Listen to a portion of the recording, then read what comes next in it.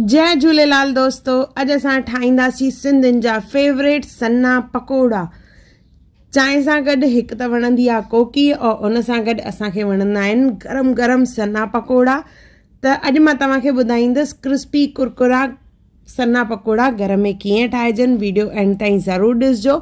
पसंदि अचेव त लाइक शेयर और सब्सक्राइब ज़रूरु कजो।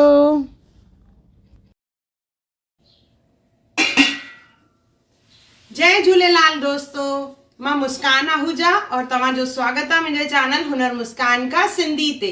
इहो उहो चैनल आहे जिन ते तव्हांखे सिंधी रेसिपीज़ मिलंदियूं, उन खां सवाइ सिंधी ट्रेडिशन, सिंधी कल्चर हुजे, असांजी रीति रस्मूं हुजनि, हिकु हिकु वीडियो मां पंहिंजे चैनल ते अपलोड कंदी आहियां। ॾिण वार हुजनि, ॾिण वारनि ते कहिड़ो खाधो ठहंदो आहे, हिकु हिकु मुंहिंजे चैनल ते आहे, त ज़रूरु चेक कजो। अचो त रेसिपी हाणे शुरू था कयूं पिया। हिकु खणंदासीं बाउल, उन में विझंदासीं 200 ग्राम बेसण, गॾु विझंदासीं 2 बसर सन्ना कटियल, चाहियो त चॉपर जो बि इस्तेमालु करे सघंदा आहियो, 1 चमचो सॼा धाणा, 1 चमचो जीरो, 2-3 सावा मिर्च, वधीक तिखो खपे त 3-4, लूणु, साओ मसालो अधु कटोरीअ जे क़रीब, पकोड़नि जी सोडा यानी बेकिंग सोडा विझंदासीं 1 पिंच। हाणे विझणो आहे हिन में पाणी, त पाणी हिकु महिल सां न विझंदासीं, थोरो थोरो करे विझंदासीं। त हे कोप जेको खयो आहे मां, इहो 200 ml जो आहे, त पहिरियों अधु विझंदमि, उन खां पोइ अधु पोइ विझंदासीं, छाकाणि त इहो बैटर जेको आहे असांखे घाटो ठाहिणो आहे। इडलीअ जे बैटर खां घाटो हुअणु खपे इहो। त पहिरियों मां हिते अधु कोप विधो आहे, लॻभॻि 100 ml जे क़रीब। इनखे चङी तरह मिक्स कंदासीं, वरी मां अधु विझी रही आहियां हिन में। इनखे चङी तरह मिक्स कंदासीं, सभु ॻोड़ा हिन मां कढंदासीं, जीअं लम्स बिल्कुलु बि न हुजनि हिन में।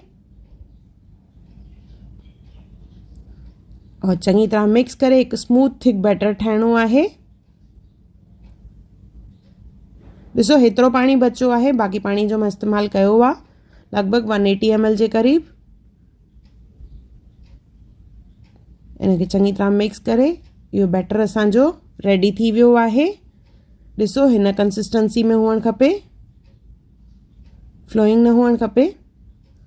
हाणे इन जा पकोड़ा तरींदासीं। त जीअं असां ॾही वड़ा ठाहींदा आहियूं, त वड़नि वांगुरु इन बैटर खे पहिरियों फ्राए करिणो आहे।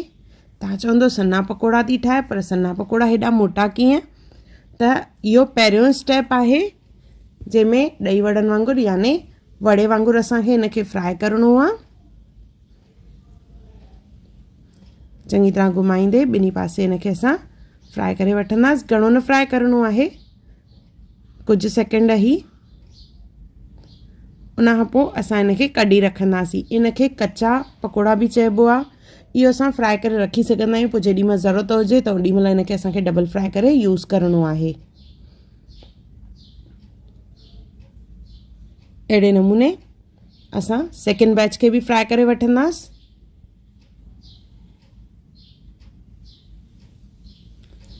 हाणे सन्ननि पकोड़नि जी जेका हिकु यूनिक शेप हूंदी आहे, उहा ईंदी। ॾिसो हिननि वड़नि खे थधो करण खां पोइ इनखे असांखे हथ सां टोड़णो आहे हिन तरह, और इन खां पोइ असांखे इनखे फ्राए करिणो आहे। इहो double fry method, second time इनखे फ्राए कंदासीं असां। अहिड़े नमूने सभु वड़नि खे असां टोड़ींदासीं ऐं उनखे फ्राए कंदासीं। त असांजा पकोड़ा जेके आहिनि क्रिस्पी और कुरकुरा ठहंदा। पहिरियों स्टेप असां जेको फ्राए कंदा आहियूं उहे कचा हूंदा आहिनि। उनखे चङी तरह पहिरियों थधो करे उन खां पोइ उनखे असांखे फ्राए करिणो आहे, त उहे घी बि घटि एब्ज़ॉर्ब कंदा और जेके पकोड़ा ठहंदा उहे क्रिस्पी और कुरकुरा ठहंदा। चङी तरह घुमाईंदे इनखे मीडियम बाहि ते असां फ्राए कंदासीं।